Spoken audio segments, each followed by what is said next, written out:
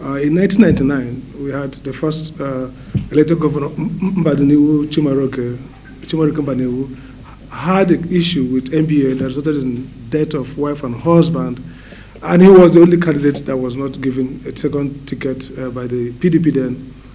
So Anambra was a flashpoint. They won. After the next electoral cycle, when IPOB emerged through the court. So I think Anambra is the first state to create the off-season election through IPOB when Anambra issues around with Ngige as then governor, and then the kidnap of a sitting governor. So you can see there have been some historic events around Anambra election and governance that border on criminality, violence, and all that.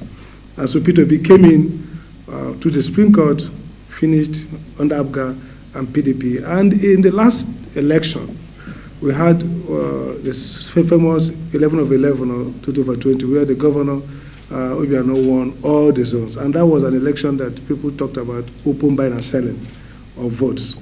So we've had very troubling experience with Anambra elections. Not just, in fact, I forgot, Anambra also introduced the phenomenon of those who didn't run for election being put as candidates. That's how people like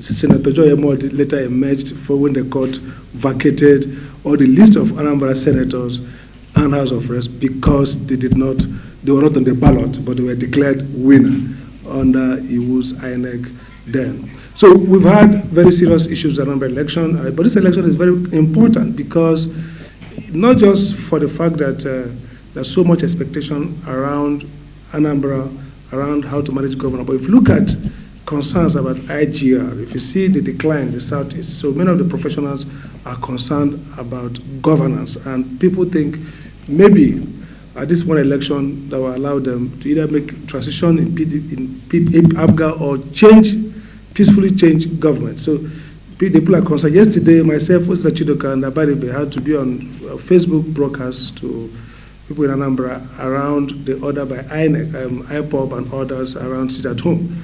And the consensus is that the sit at home is not just hurting business, it's hurting democracy and governance in the Southeast. And so there's a general consensus emerging now that Anambra people, even as already the election has been structurally compromised a little bit, because if government has to draft military or police to ensure safety of voters, it creates a threat around voting as a voluntary activity. So already fears exist as to how the turnout will be. As Princess talked about traditional low outcome. In a number of elections, we've never, just like most of the Southeast states, we've never had significant voter turnout ratio of population or even registered voters because of cultural, economic factors. But the fear is that maybe with this militarization and the threats, it could maybe be worse. But the message out there is that people should come out and do their best to vote.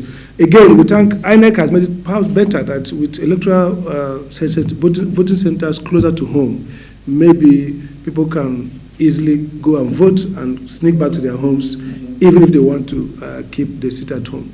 But I think for this election is important. This off-season, it helps us to test what happens in 2023, especially with regards to Southeast, where there's also clamor for both presidential ticket as well as some degree of self-succession. So if we see the voter behavior, the peacefulness of this election can help us benchmark what we can expect in the Southeast in 2023. Let me end on this point that's very important, that people are thinking now that beyond economics, commerce, and industry, we need enough collective action to fix the economy, the structure that allow for wealth creation. And so I think Anambra people and people in the Southeast generally will realize that the voting in the person of their choice, not just the quality of the person who is voted in, but also the fact that it shows that people are getting more committed and concerned about their environment and about governance in their states and zones. So literally, this election is very critically important for Anambra people, but again, it's an election that's happening with too many risks and too many constraints and unknown. And so we do hope that the parties, interestingly, both parties, all the parties have put out strong demand for people to come out and vote. We've seen some peacekeeping and signing up accord. And so the hope is that the political parties themselves will help to mobilize people to come out and also help to de-escalate any form of violence and danger. But clearly, Anambra is at a juncture now where this election can speak to a lot of what will happen in the future and also speak to what you can expect in 2023. I think we've had many assurances from the Inspector General of Police, from the Chairman of INEC, from the federal government, from the state government, that they will do everything in their power to ensure that the election does take place and that the conduct is not only proper but peaceful. I think it's important for us to all realize that in a democracy, once you say voters can't exercise their franchise, you are signaling the end of that democracy. So this election should take place, it has to take place, and its conduct must be credible and it must be peaceful.